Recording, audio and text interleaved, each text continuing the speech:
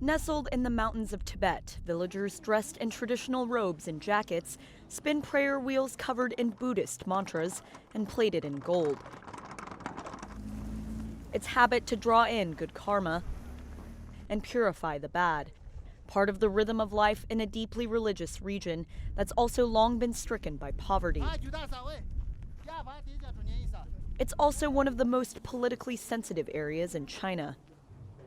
Foreign tourists and journalists are only allowed on organized tours like the one Reuters was recently invited to. The tour was meant to showcase Beijing's efforts to eradicate poverty nationwide by the end of this year.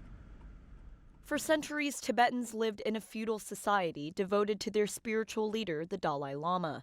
China seized Tibet after troops entered the region in 1950 in what Beijing calls a peaceful liberation. In 1959, the Dalai Lama fled China after a failed uprising. Now, Beijing's poverty relief is tied to social control and a push away from religion. 41-year-old Sonam Tempa is one of the few who were permitted to speak to Reuters. I needed to work in order to give my family a better life. That's why I don't have time to do religious activities. I can't say I've completely left Buddhism. I've forgotten it when I was busy with working, but I can't say I've completely forgotten it. As a Tibetan, I can't totally leave Tibetan Buddhism. Otherwise, people will say I've left my faith behind. Sonam, a father of two, was relocated by the government 25 miles away from his high-altitude hometown. According to government officials, the project was aimed at moving people away from areas not considered suitable for life to lower land. Before moving, Sonam says he was an ordinary villager with no livestock and land. Now he and his family make upward of $12,000 a year working various jobs. Portraits of the Dalai Lama, once commonly displayed in Tibetans' houses, are now banned. Hanging high in Sonam's house instead, Chinese President Xi Jinping. I have the leader's portrait bigger than my family portraits out of politeness, because we don't have the same rights as leaders.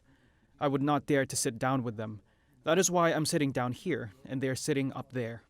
In my heart, we are living well now because of their favor. That's why I didn't hang my family's pictures on the wall.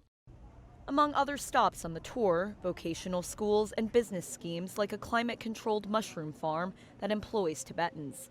But critics say that while this poverty relief may boost incomes, the Chinese definition of a successful life is being imposed on a population that is ethnically and religiously different. Sophie Richardson is with the NGO Human Rights Watch. Let's be clear, a poverty alleviation campaign should have nothing to do with people's right to their religious freedom. I think it's very clear that Chinese authorities have seen Tibetans' religion, language, culture, traditions, ways of life as a threat primarily to the kind of political loyalty the party expects from people. Officials argue that once Tibetans see the benefits of a more materially advanced life, they are won over. Lin Bei, a poverty alleviation official with the local government, says they have the party to thank. Tibetans should know to thank the party, which means we should let them know what the benefits are and where they came from. After all, they need to know who treats you well.